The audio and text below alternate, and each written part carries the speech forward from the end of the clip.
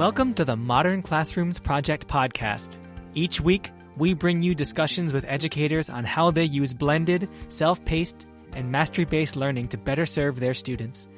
We believe teachers learn best from each other, so this is our way of lifting up the voices of leaders and innovators in our community.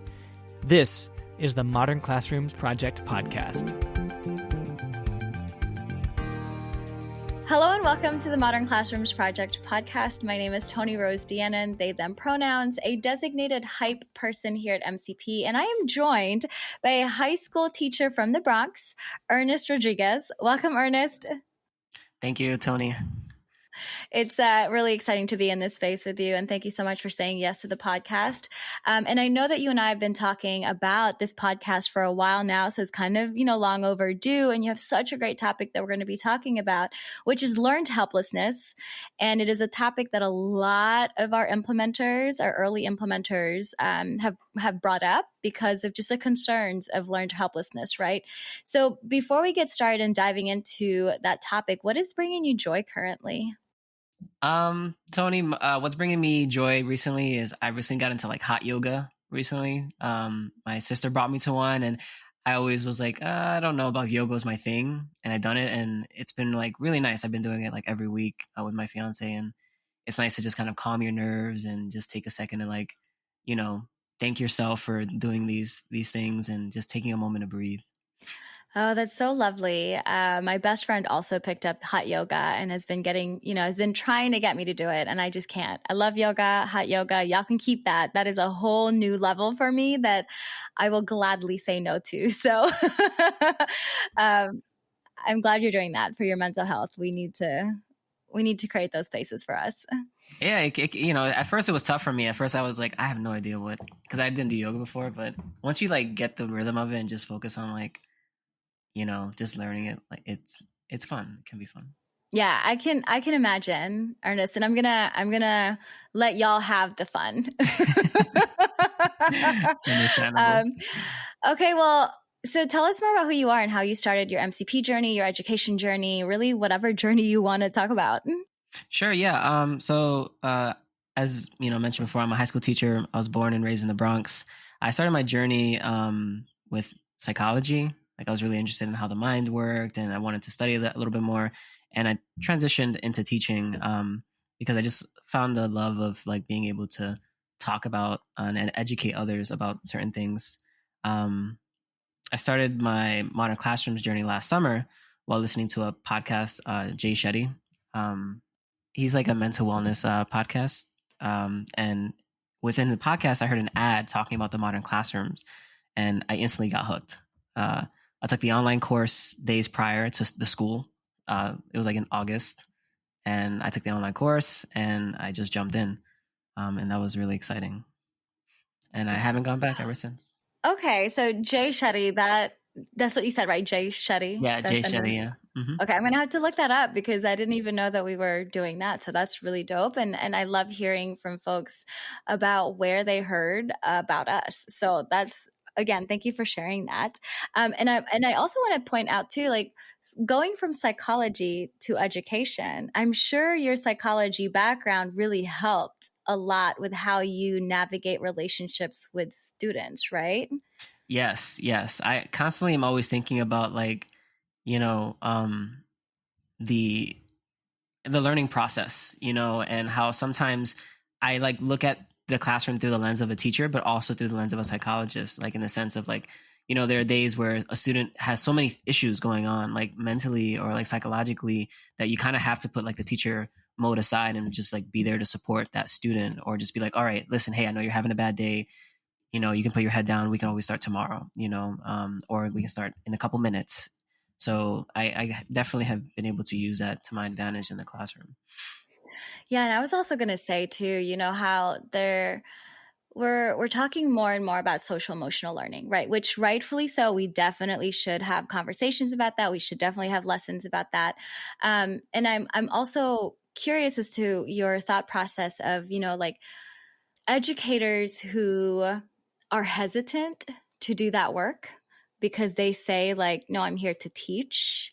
like what would be like a good wording, or even like a maybe a push or a challenge for teachers who think that social emotional learning has no place in the classroom? I put you on the spot, Ernest. So It's okay. It's my okay. apologies. I'm It's just okay. so curious, I'm curious as to what you would say. Yeah. Okay. I would say to educators that I think we've all had that student that is having a bad day, right? And or maybe the student that is disengaged, or maybe the student that has like issues staying still, and just taking a moment to think like, okay, there's a solution to every problem, right? That's something that I've always thought. Like, there's to every problem, there's always a solution, and that is a way to kind of, sometimes you have to step away from the content for a bit, and just, it's hard to learn from someone you don't like. I always thought about that. Like, it's hard to be a teacher for someone that if they don't like you, they're not going to want to listen to you. And my first couple of years teaching, it was like that. Like, I was very strict and stern and, by the book, as they teach you in teacher boot camp. But I've learned that over the years that you have to kind of see students like as learners and as people, and not just, content. No. That was great, right? You were just saying how we don't want to see students just as students. They're a whole human being. And this got me thinking too, Ernest, as adults, if we're unwell, if we're mentally and emotionally unwell, we also show up in a way where it also impacts the student's mental and emotional health, right? And so it's like, how can we not make room for social emotional well-being when that is a part of us? We can't just take that away. I mean, of course, there's compartmentalizing, right? Which is a really, I don't want to say dope coping mechanism. It's a mechanism, right? But ultimately, our emotions still show up. It's either, anger, frustration, annoyance, hurt, sad, right? Disappointed. Like, all of these emotions show up as adults, as educators, especially with all of the expectations that we have. And so it's like, for me, I'm like, how can we not have this conversation? We too are human beings, right? Like, we too are not just teachers. We also are full of emotions, and we also need to be taken care of. So social emotional well-being, in my head, is for everyone and not just for kids. Oh, I 100% agree. And that makes me think about like this push that we have in the education for social emotional learning. But in my experience, I don't think there's enough of it. Like, where like there's this social emotional learning is these buzzwords, that are sent out in the classrooms, but we never are given the time to have that social emotional learning, like, so that's like, sometimes I do like meditation points in the beginning of class, or we've had this big push called brain power at my school, where students like stretch and like do like different mental exercises and like physical exercises, because the body affects how you feel in terms of like how you learn. So that's something that my school is currently doing that I really think is important. And this is a really good point too, of like, hey, we're pushing out these quote unquote initiatives, right? Here's social emotional learning lessons, right? Here's some things to embed into your curriculum, but then we don't provide that time and opportunity for teachers to play and explore and make sure that it feels good for them, and that they also have the emotional and like intelligence to be able to create a space for that for students, right? So I really like that you pointed out, like, yes, people are pushing for this, and we have to have proper support so that our teachers feel supported and empowered to create time and space for our learners to talk about emotions, to talk about social emotional, well-being in the classroom. And so thank you for letting me pick your brain on that a little bit, because I'm finding psychology really does play, or just how our brains work and how we function with emotions, right? Like, it really does play a huge role in the spaces that we show up in, and that we are like seen as a facilitator or the leader, right? And I always say, like, our moods really impact other people. If we're excited, they are excited. If we are mad, they get mad. And so it's really interesting how all of that is very much transferable and we don't talk about it.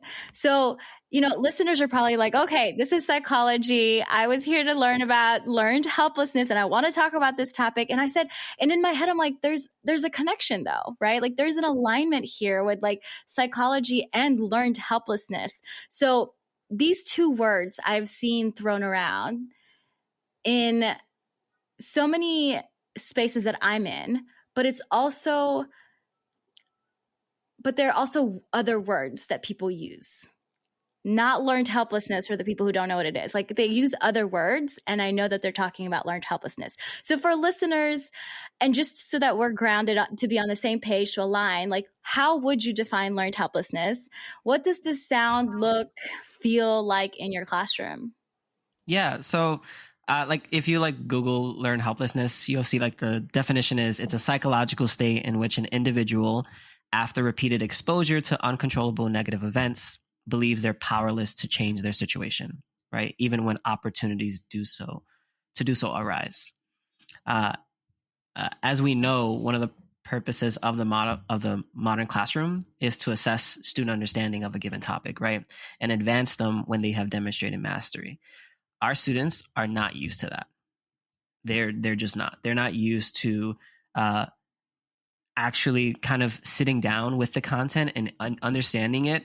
They're mostly used to doing an assignment and then never looking back on it again, right? So when I tell students like, hey, you have to revise, some of them get frustrated because, they believe they feel like, oh, well, I did the assignment, so I should be getting my grade and I can move on, right? And while I have a few students that understand that, a good chunk of my students, they roll their eyes whenever they see the big bold letters on the progress checker revise next to their name. And I don't blame them, right? This is, like we mentioned, not what they're used to.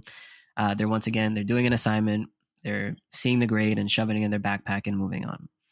My goal this year, though, was to kind of change that mindset in my students and have them truly understand that the importance of revision in the classroom is to show them that it's okay to revise an assignment, right? It's okay to kind of fail, but like learn from your failure, And I define learned helplessness in my classroom as students receiving the answers to something without putting in the work. And it occurs, when students believe like they have no control over their success, right? And whether that is shown in the classroom like disengagement or low motivation, these are all examples of how I see learned helplessness in my classroom. So Ernest, I want you to repeat that definition from Google again, because I don't think I've ever heard it in that way. That just like, okay, let's just say it one more time for me, please. So yeah, a Google definition for learned helplessness is it's a psychological state in which an individual, after repeated exposure to uncontrollable negative events, believes they are powerless to change their situation, even when opportunities to do so arise.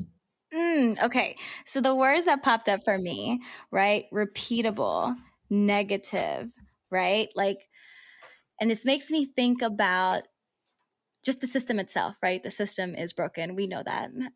It is a system that has not helped a lot of our kids, and mainly our Black and brown kids, right? And so there's no real blame. Like, I don't want to blame people for learned helplessness, right? It is just a system that we are in. And it takes, I want to say, only one adult to change that trajectory, right? For kids. And I think we need to have a lot of patience, because if you're teaching high school, they've had multiple years of repeated like negative impact, or like, you know what, at this point, I'm powerless. I don't know what else to do. And I know that if I just ask you 3 times, and then I'll do it one more time, you're going to get tired of me, and I'm going to get the answer that you want me to have, right? You took the words right out of my mouth. Honestly, for the educators, like, like when you're taking a test, when the students are taking a test and they ask, Mr. or Miss, what does this question mean? There's a little bit of them kind of trying to see if you're able to say the answer without saying the answer. So yeah, I 100% agree with that. And I also really liked how you pointed out to Ernest that you said low motivation is learned helplessness, right? What were the other 2 that you mentioned as well? Because that was the thing that like came up for me, because again, we hear all the time, oh, our learners are not motivated. They don't care to do the work. Yeah. I just see it like in my classroom when students, like, they believe they have no control over their success, right? And as you mentioned, a lot of it is a lot in my experience has been like Black and brown kids and students of color, because they feel like they've gotten like grades like F's over F's over F's, or failed over failed over failed, no matter how hard they tried, right? And to like you have to also consider like the other factors that affect their lives and the privileges that they don't have versus other people, and how teachers hadn't maybe considered that at that point in time. And so they just kind of became numb to it. And eventually, as you mentioned, they're in high school now. So they've kind of gone through this year after year after year. And eventually, as learned helplessness is, it's disengagement. It looks like disengagement, right?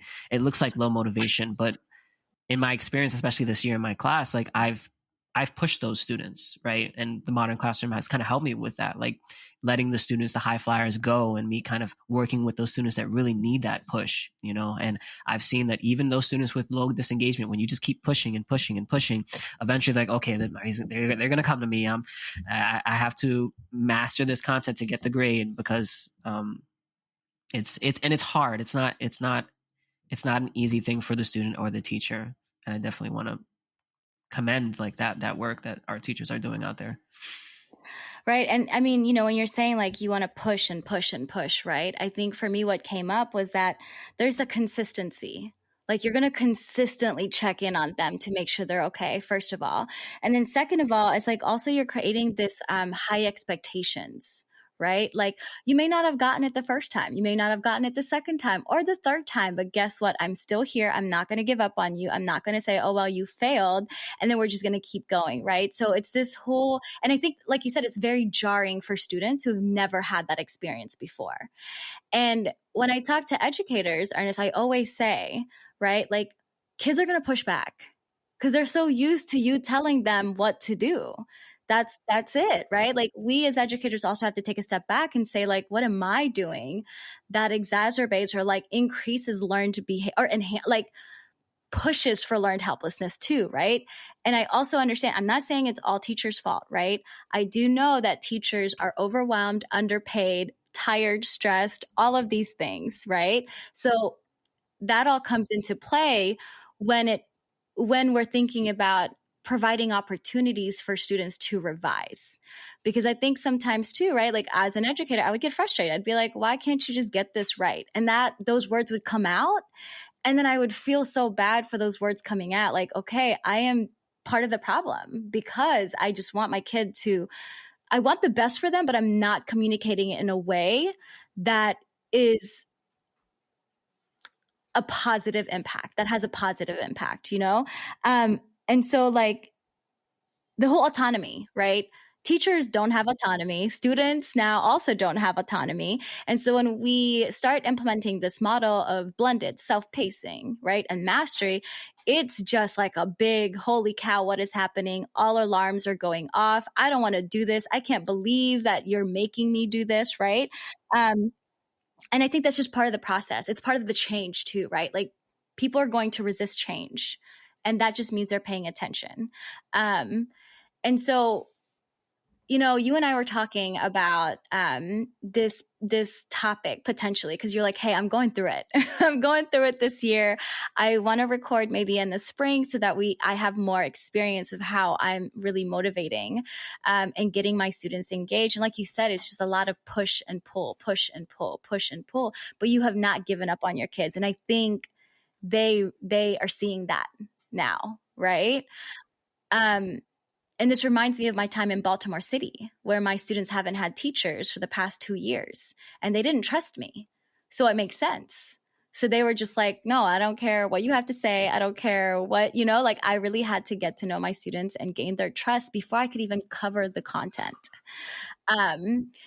So it all aligns, all of it aligns, right? And so let's talk about revisions though, because again, there's a lot of negative connotation when it comes to revision, because again, as a society, we really love perfection and we don't celebrate mistakes enough. or at all. And like you said, with mistakes, those are lesson learned. It's not losses, it's lessons, right? So how did you, students tend to have a lot of feelings about having to revise, like you said. Like they would groan, they would be like, man, no, I don't want to do that. Right? And understandably so, because, we talked about earlier as well, like time. We need to provide students time also to revise. Because I know in my own practice before Modern Classroom, I just said revise on your own time, as if they had their own time to do that, right? As if they could actually prioritize the revisions over everything else that's happening in their life. And so we tend to really like force it on them with little to no respect or no support, and then expect them to do so in their own time, like I said. And so how has MCP helped with your revision process and impact on student growth? Because you did say like Modern Classrooms helped with this a lot, actually. So, so kind of like talking about what you mentioned earlier, and we talked about like many of our students are used to just doing an assignment for the grade, right? And when they see in my classroom, they can't receive the grade if they don't internally master it or demonstrate mastery. Frustrations arise in few of them, right? And that can be kind of looking like disengagement, or they put their head down, or they're like, Mister, I don't want to do it today. Some of them might just say, I give up, or Mister, I don't get it. I watched the video several times, but it doesn't make sense. However, I noticed that once I sit down with them for small group or one-on-one instruction, like we're usually able to reach mastery. Whether it's kind of just breaking down the videos or the lessons in my biology class. The times there are times where we don't, right? There are times where we don't achieve mastery that day, and usually that means that maybe the student has to come back to the lesson, right, at another time, because as we talked about, it can be mentally draining for students, right, to revise and have to revise again, and especially when they do a mastery check and they revise and then they have to revise another time. I understand, and sometimes that's like we go back the next day, right? Or maybe we skip the lesson for now and come back at a later time if it's something that isn't too foundational.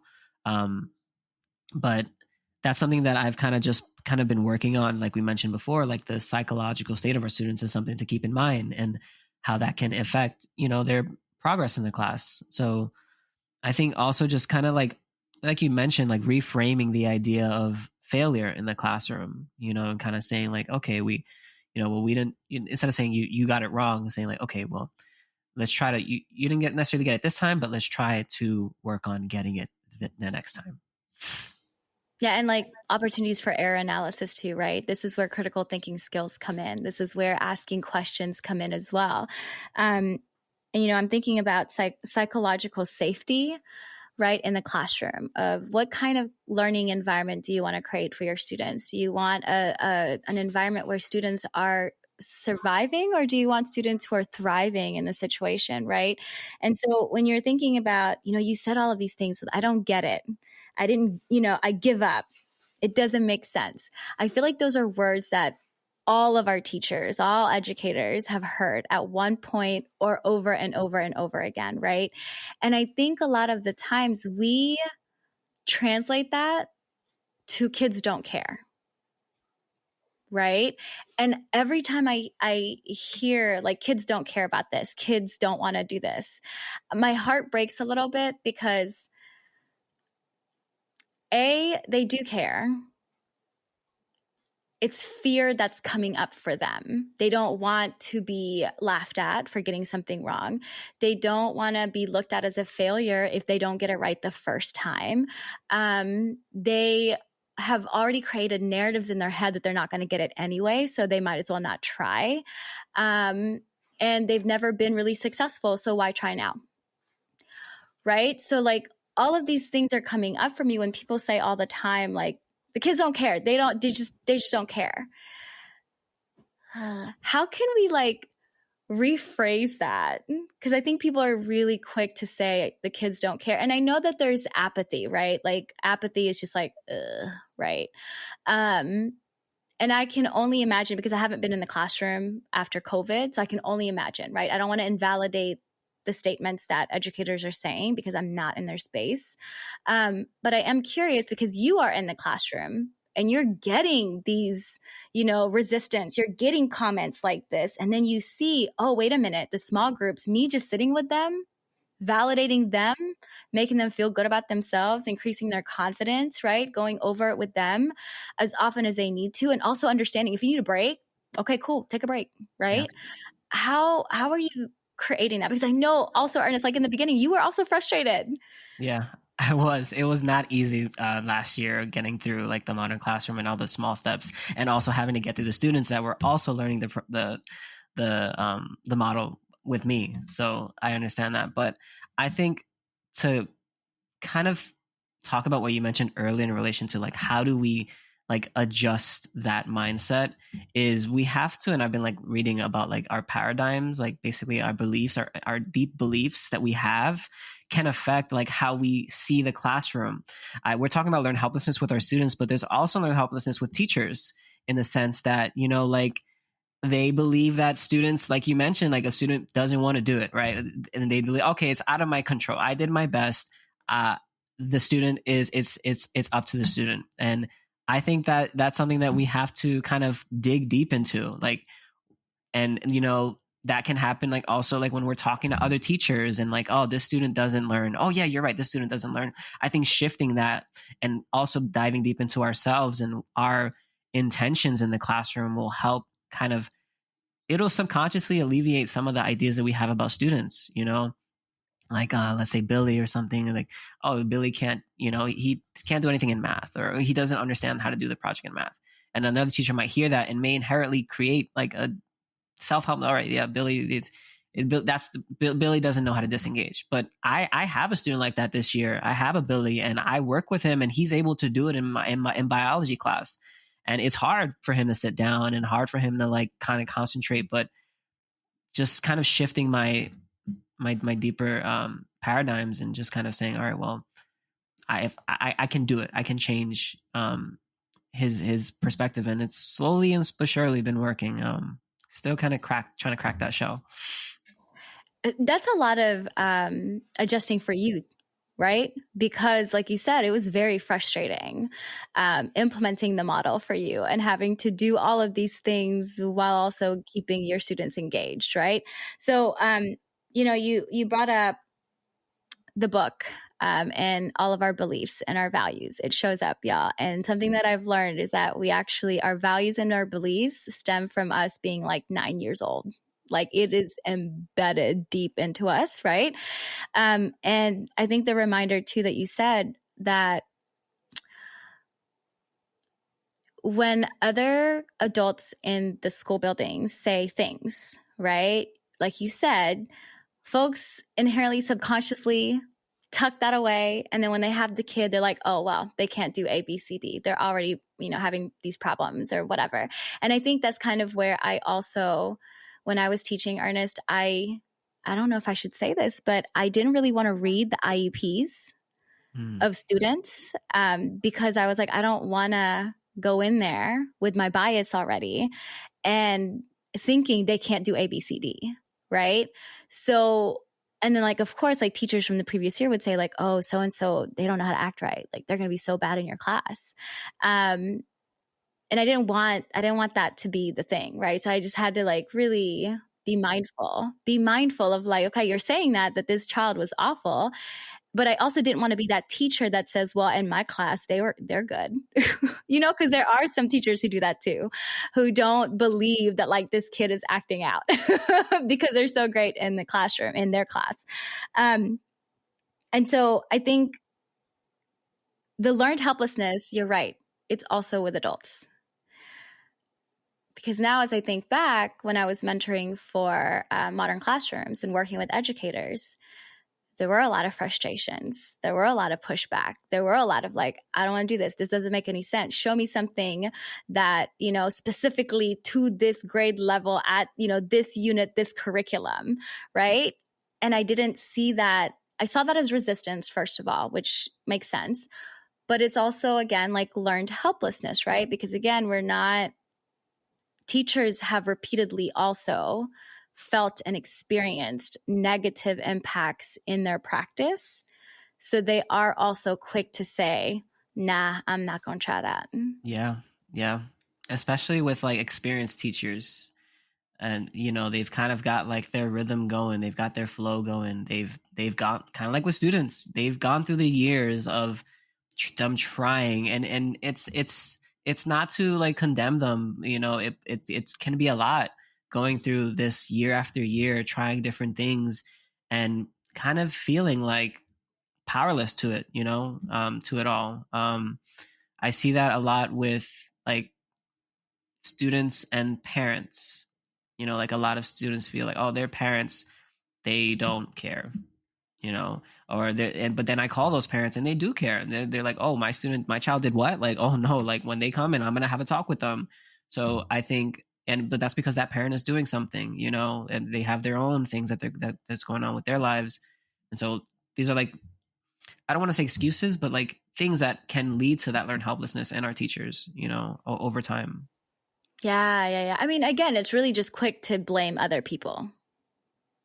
I feel like it's human nature for us to blame other people as opposed to looking deep into our being and then realizing, oh my goodness, I'm actually part of the problem. That's really hard to swallow, Ernest. I have to say, like, when I learned that I was a big part of the problem, I was like, oh no, can't be.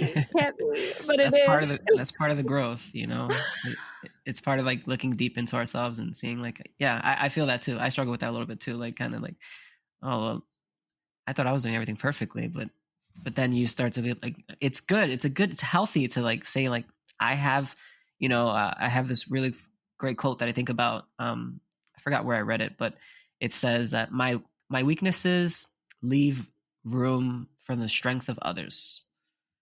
That's good.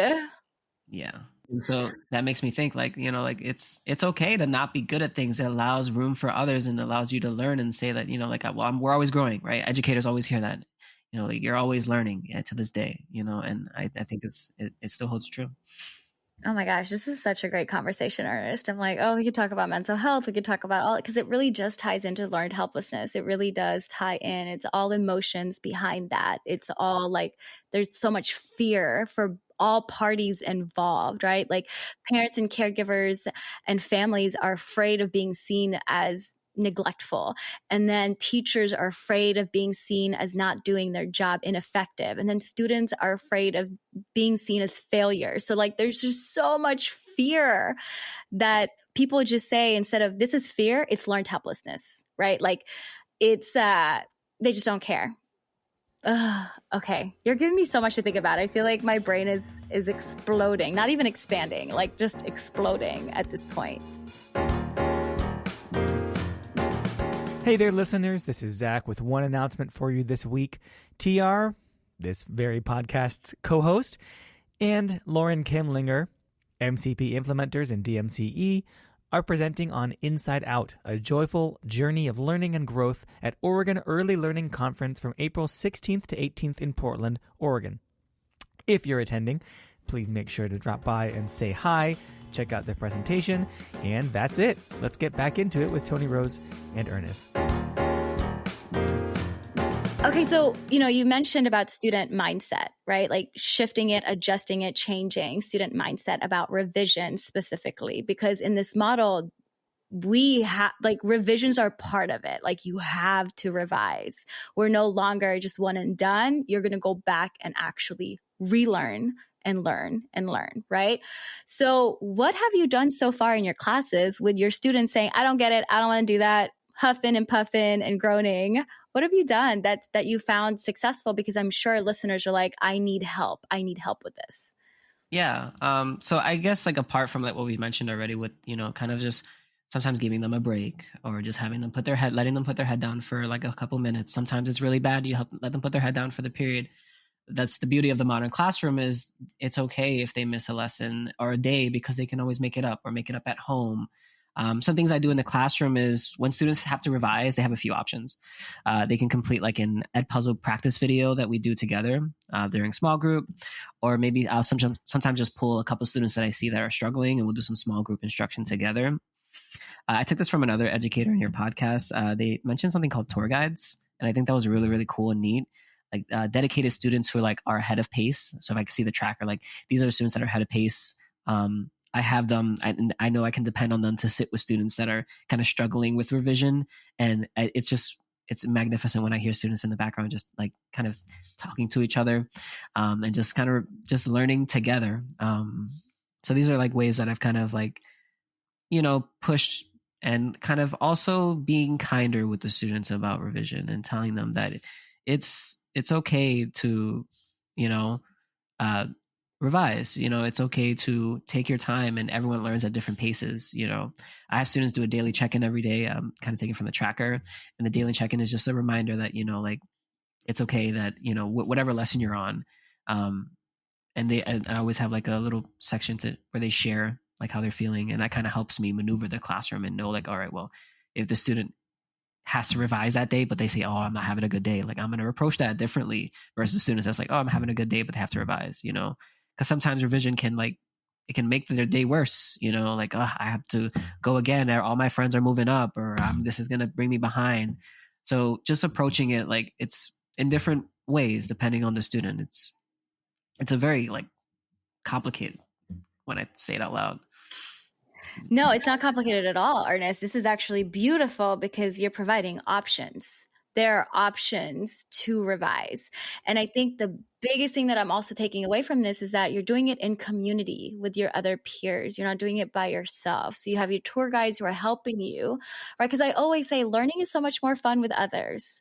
And when we isolate students, when we isolate ourselves from learning, we actually don't contain that information as much. But when we have interactions and conversations and discussions, those things actually stick in our brains longer, right?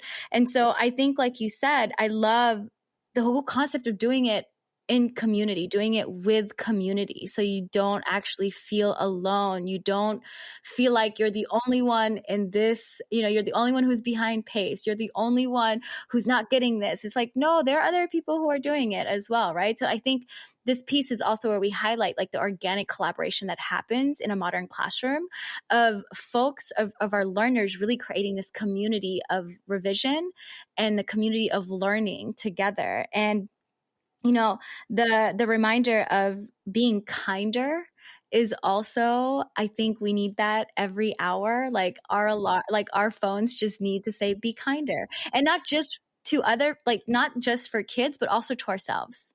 Right? Like, hey, this lesson didn't turn out well, or this unit didn't turn out well. That's okay. We really tried our best, right? And sometimes our best is not really our best, and that's also okay. So I think this is a great reminder for listeners to think about how can we make this into a community task as opposed to it being an individual task. And I already can hear a question that's going to be asked but it's mastery checks. They're revising, right? Shouldn't they be doing this by themselves? Like, why are they working with other people? I think to answer that question is the mastery check what's the purpose of the mastery check, right? To assess understanding.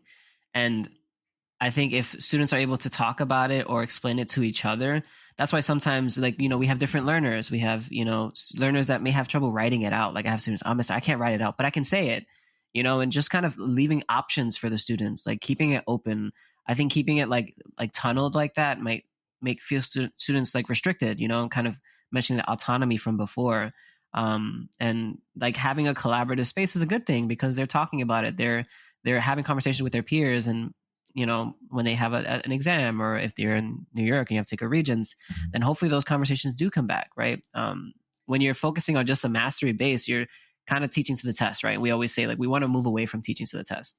So I'm all for like having conversations and kind of collaborating and having different ways to assess mastery. Even though most of the time for me it's the mastery based slip because that's the most effective way, but there are other alternatives depending on, the student and, their mood and all the other factors we mentioned before. Right. And I think, something that came up for me when you were talking was like, oh my gosh, there's so many options, right? Like, how do I keep my sanity as an educator when all of those options are there? And I always want to say, like, because you are freed up, you're not lecturing, you are able to provide those options. And I know that it may seem daunting or like impossible, but when I Y'all, when I tell you that when I switched to instructional videos, right, and I don't have to be in the front of the classroom, I was able to do so many things. If a kid was like, can I just tell you? Yes, you can just tell me. Oh, well, can I do this instead? Yes, you can just do that instead. This didn't make any sense to me. I want to create something that does make sense to me. Beautiful. Go for it, because I have the time, I have the energy, I have the capacity to be able to say yes to kids and not necessarily be so stressed out because I'm trying to get everyone to do the same thing at once, right? So yes, I love the options. I love the choices. Yeah, I love that you mentioned that. It took me back to when I used to teach traditionally. It feels like you're on a railroad and like you're on a train and you're like 60 miles per hour, and it's hard to like stop at all at any point in time. Like you have your destination, but like when you're in a modern classroom setting, it's like you said, you're able to be a little bit more like, all right, like listen to your kids and the needs. So I definitely felt that. Yeah. It's like, oh, I need to take a stop here. Okay, I'll just stroll on over there. Like I have, again, the capacity to make all of these stops and not feel so stressed out. So thank you for getting me to think of all of these things in my head.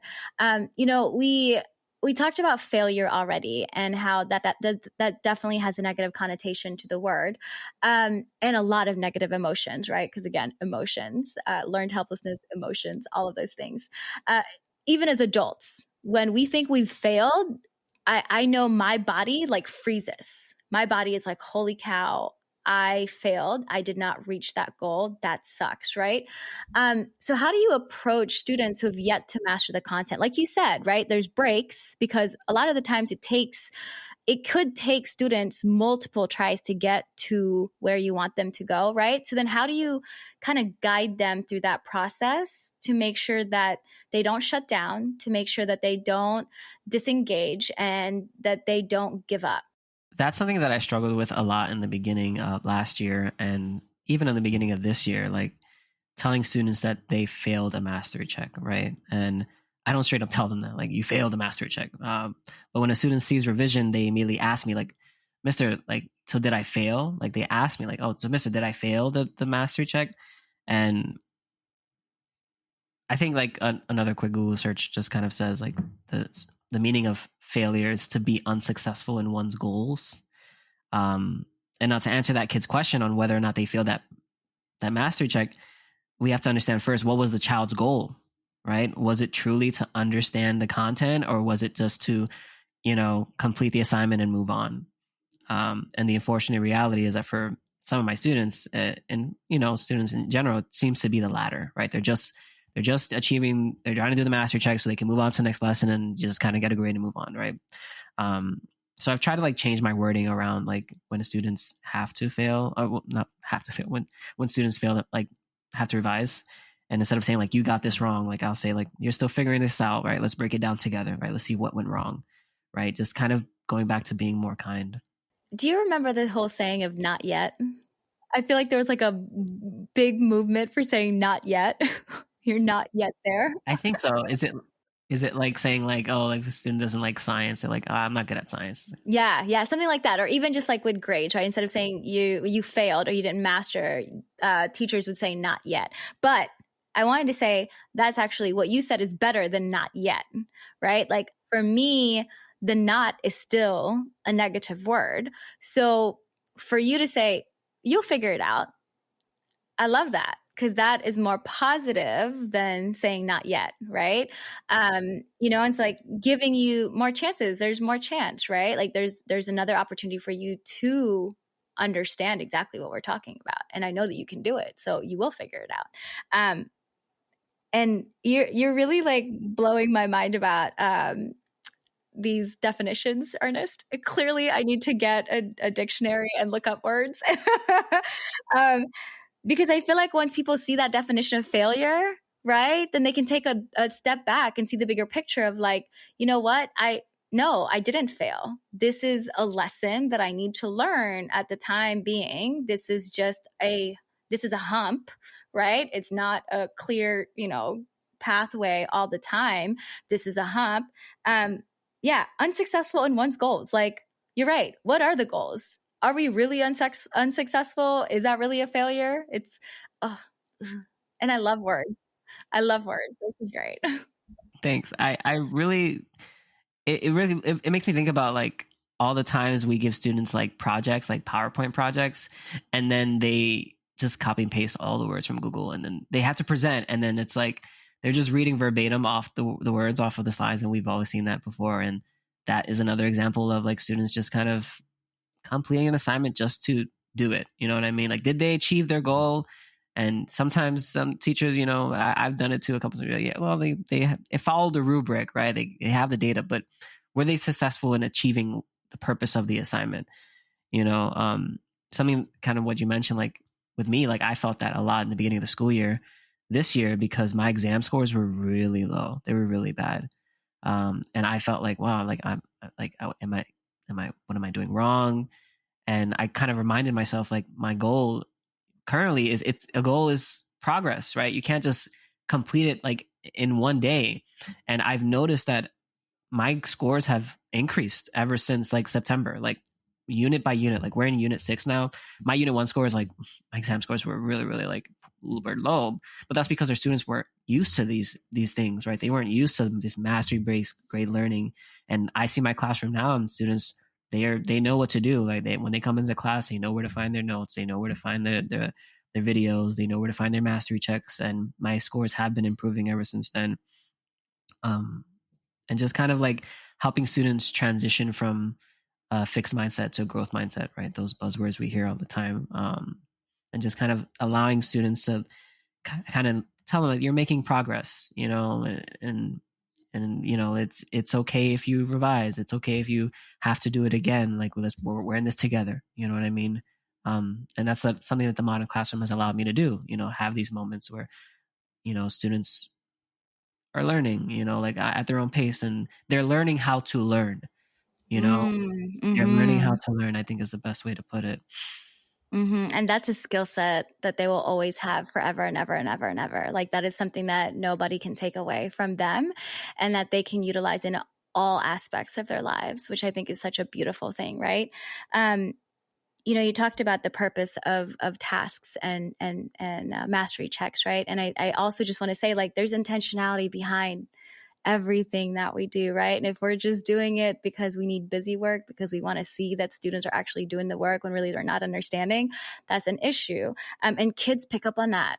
Like this is busy work. This actually doesn't matter. I'm going to do it, comply, and still not get anything done, right?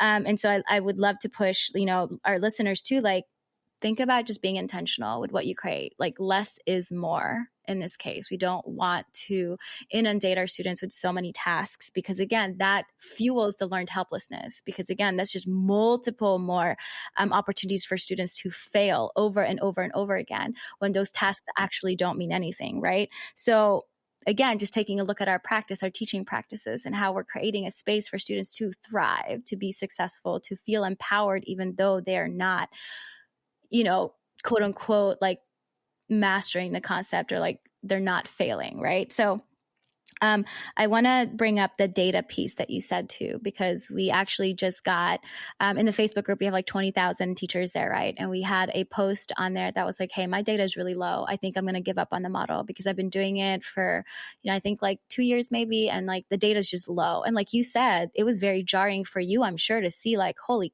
cow, this is low. But then you also pointed out that it doesn't just happen overnight. It could take a while for growth to happen. And I think in education, we're so used to getting this like quick, like we just want something really quick, instant gratification. We want it to be high already. We don't have the patience. And our school leaders also make decisions based off of like, oh, this curriculum was not successful for this year, so we're no longer going to continue with that. So, like there's this instant gratification we crave, but that's not really how change works in the classroom. And so I really love that you pointed out like, no, my grades were bad. Like my data was low. Okay. And that didn't deter you from continuing to do the work that you needed to do. Yeah. And I think my students even noticed that, like I was very like transparent since the beginning of the school year. Like I showed the data. Like I would say, this is our unit 1 exam scores. This is what we got. And then I showed unit 2 and then unit 3 and then unit 4. And I feel like inherently and hopefully like some students were like, wow, like, okay, well, whoa, some people are passing. Maybe I can pass, maybe I can do it, and I've seen those students kind of this transition, and my scores have increased steadily over that. So I agree with you. Like it's also kind of like just going back to being kinder to yourself, and kind of understanding that the process, like you mentioned, doesn't happen overnight. And I think you also said something really beautifully, right? Practice makes progress, not perfect. And then also, like, you had this very, I don't want to say simple, but you showed growth. You didn't just talk about it. Like, you actually were saying, like, here's Unit 1's test scores. I want you to take a look at that, right? And now here's Unit 2. You're growing. Unit 3, you're growing. So, like, kids need to see that, right? If we're just saying you're growing, and they're not seeing it, it's not clicking. Like, we actually have to take the 2 minutes to talk about the growth that they have done, because everyone likes to be celebrated. Even if it's like 50% to 60%, that may not be passing, but y'all, that's a 10% growth. Like, that's incredible. That's amazing, So, okay, thank you for that. Now, Ernest, this is your second year using the model. You've seen a good amount of changes, right? What have you noticed between the second year versus the first year that you have not mentioned before? Well, some changes that I've incorporated into Modern Classroom is I try to like make should do's and aspire to do's a little bit more fun. I know like in the model, it kind of says like, should do's and aspire do's should be more engaging and deeper. But like my first year, my should do's were like long texts, kind of with jarring questions, and my aspire to do's were like probably even more long text. And this year I've kind of like shifted it. Like I've used this tool called GimKit, which is like a fun like way to engage students.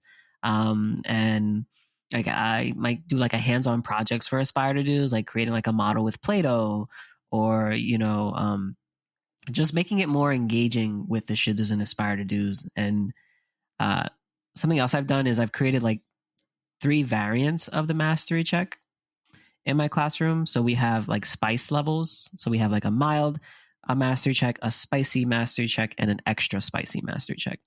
And each of those allows, students to choose, right? So if they finish a lesson, they get to choose whether they want to do a mild question, which is a little bit more foundational and kind of covers the key aspects of it, or a spicy question, which kind of has them apply like their knowledge to a scenario.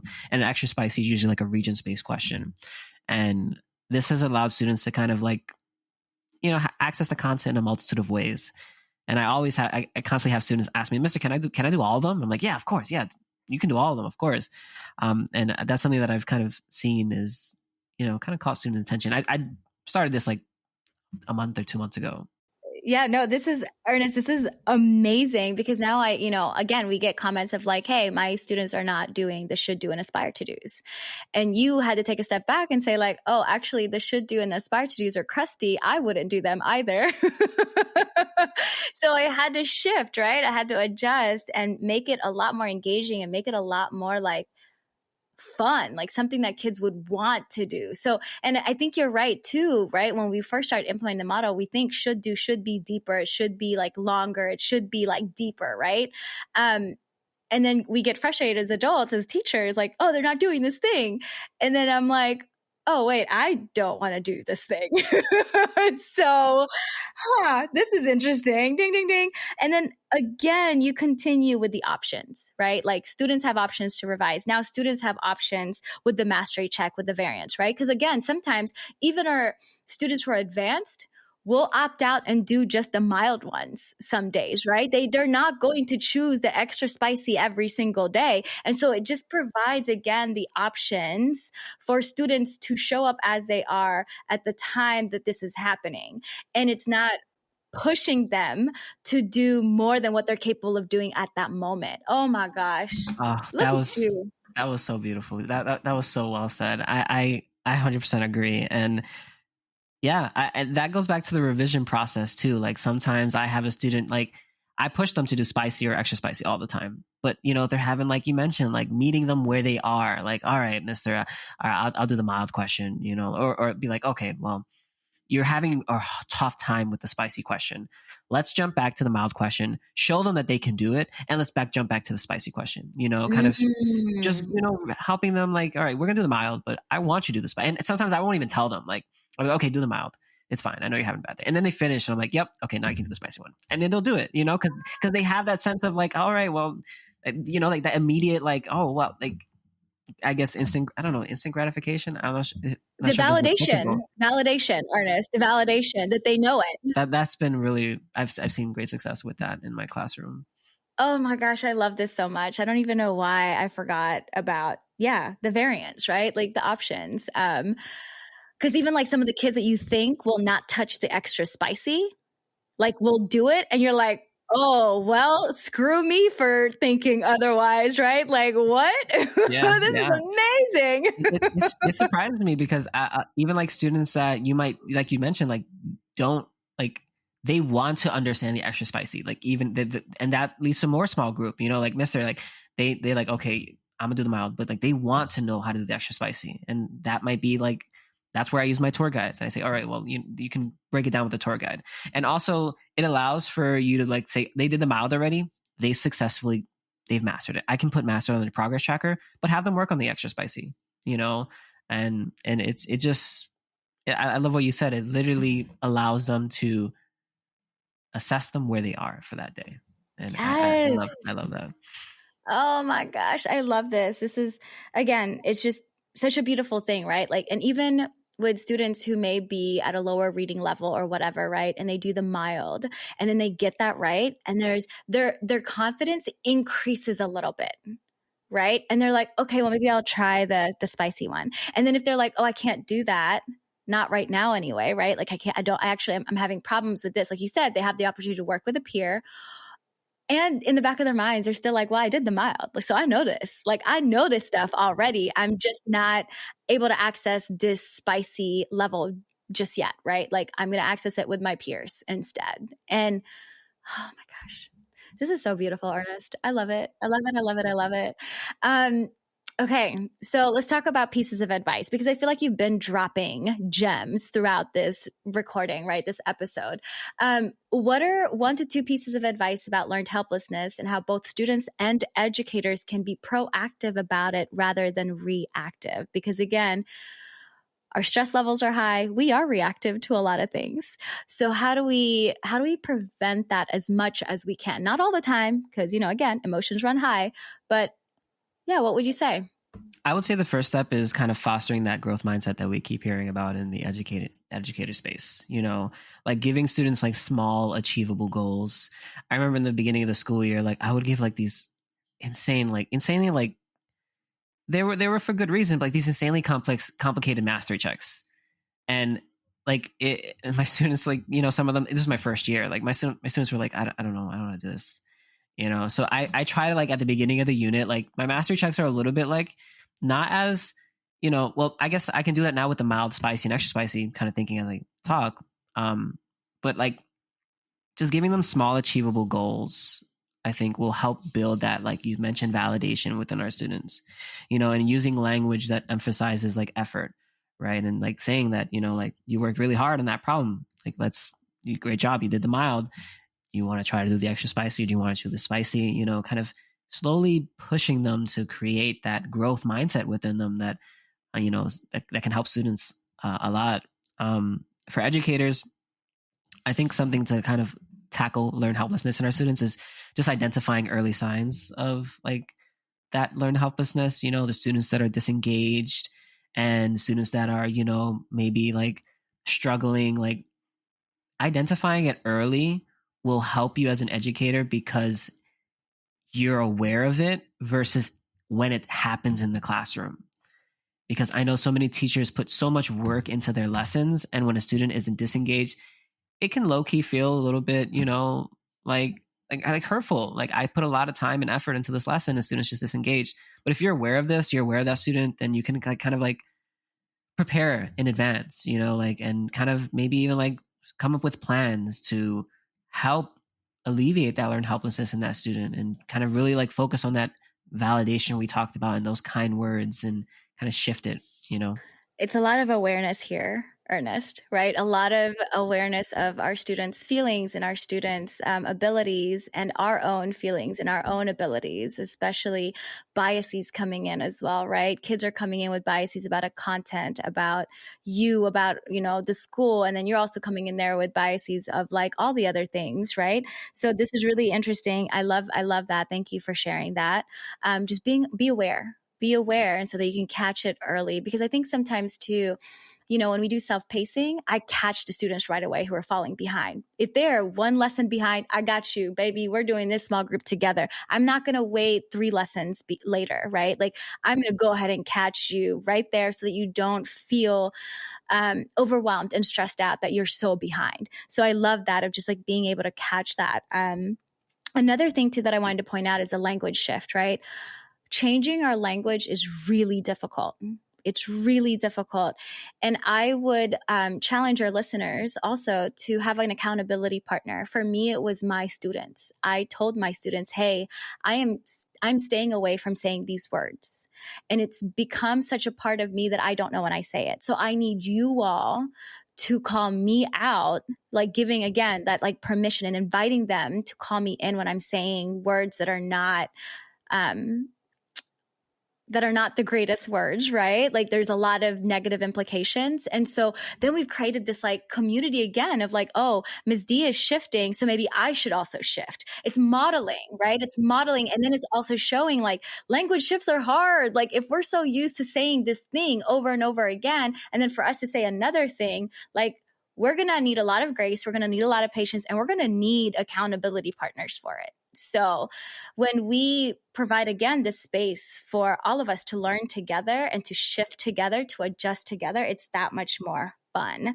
Oh my gosh, Ernest, this is so good. I just want to say, I agree. Being vulnerable in the classroom, being vulnerable in general to others is difficult. And I think when you're vulnerable with students, it creates something magical. I think it's true. I generally like, and the fact that you say that you have students kind of keeping you in check in a sense is so great, because it shows that, like shifting it from an authoritarian figure like this, that we have this idea of teacher is the teacher, you have to listen to the teacher, like switching it versus like a learning community, I think is key.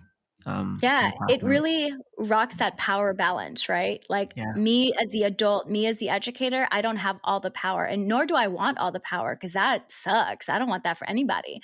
So the vulnerability piece really comes into play, right? And I'm not saying like be vulnerable with everything, share all the things. It's like, no, like I want to make this shift, this one shift. And like you said, small goals, small steps, right?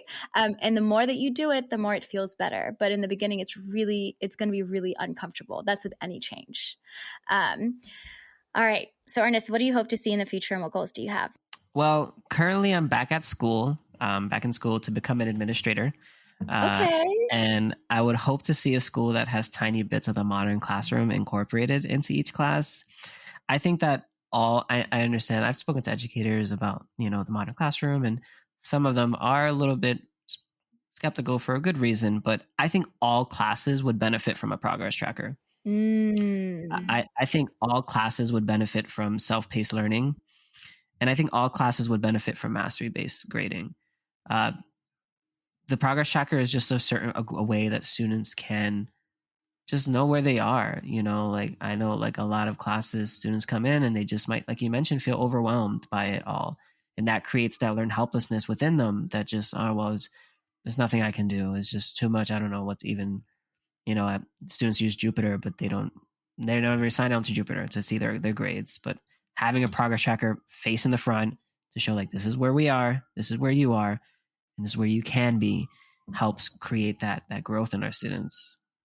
And self-paced learning, like we understand that students learn at different times and different places and different ways. And just the mastery-based grading, like once again, showing those small points of validation and kind of showing that you are able to do this, you're able to master it. I know teachers feel it when they see students and they see that mastered on there. Like students feel that sense of like, wow, okay, like I did that, So that's something I want to really incorporate as I move into an administrator Yeah, I was going to say, like, you becoming a school leader and administrator, I mean, I can see definitely how it's going to be so impactful for whatever school you end up at. Thank you for sharing that. And how can our listeners connect with you, Ernest?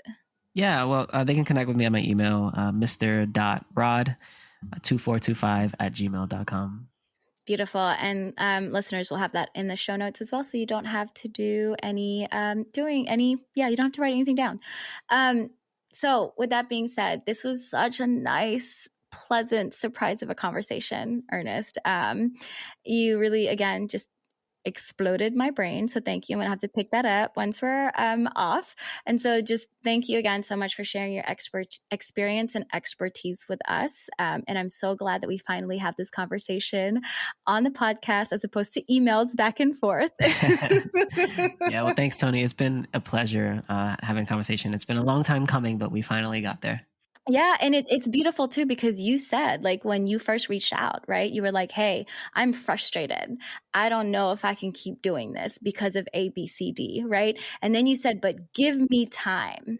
I need time to see what I can do. And you like completely shifted. So I'm really proud of you. I'm really grateful for you. I'm really appreciative of just everything that you're doing for our kids. So just again, thank you. Thank you. Thank you, Toni.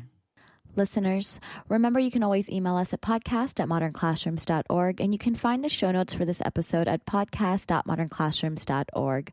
We'll have this episode's video uploaded on Modern Classroom's YouTube channel and transcript uploaded by Friday, so be sure to check back to access those. Also, we are asking our listeners to leave a review if this podcast has been helpful in supporting you to create a human-centered learning environment through a blended, self-paced, and mastery-based model. It does help other folks find it. Thank you all for listening. Have a great week, and we'll be back next Sunday.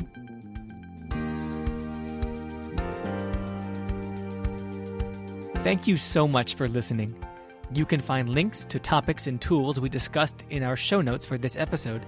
And remember, you can learn more about our work at www.modernclassrooms.org, and you can learn the essentials of our model through our free course at learn.modernclassrooms.org. You can follow us on Twitter, Facebook, and Instagram at Modern Class Proj, that's Proj. We are so appreciative of all you do for students and schools. Have a great week, and we'll be back next Sunday with another episode of the Modern Classrooms Project podcast.